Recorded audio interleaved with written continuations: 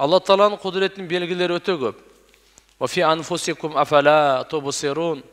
Өзүңөрдүн эле жаныңарга көз салбайсыңарбы? Көрбөйсүңөрбү Алла Тааланын кудуретинин белгилерин дейт. Bir тамчы судан Алла Субханаху ва Таала кандай инсандын денесинде bir дизайн дейсизби? Эмне деп айтып коесуз, план дейсизби?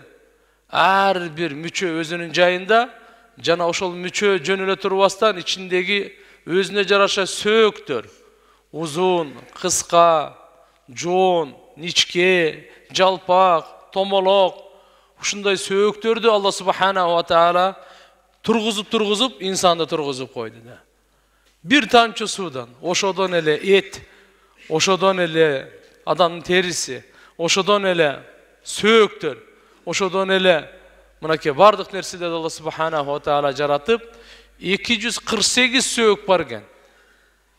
Денесинде ар түрлүү сөөктөр эсептеп келгенде 248. Хадистерде келет 360 мүчө бар адамдын денесинде. Ар бирине садака берип туруш керек экен күн сайын. 360 мүчөңүз сак саламатпы?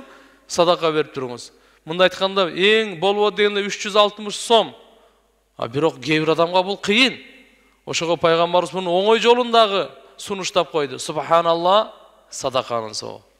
Алхамдулилла, садакан. Аллаху акбар, садакан соо. Багымдатта 100 жол айтты эле. Пешимде 100, азыр асырга санама жетсек 100, нары шам 100, садаканын бардыгын берип коет экенбиз.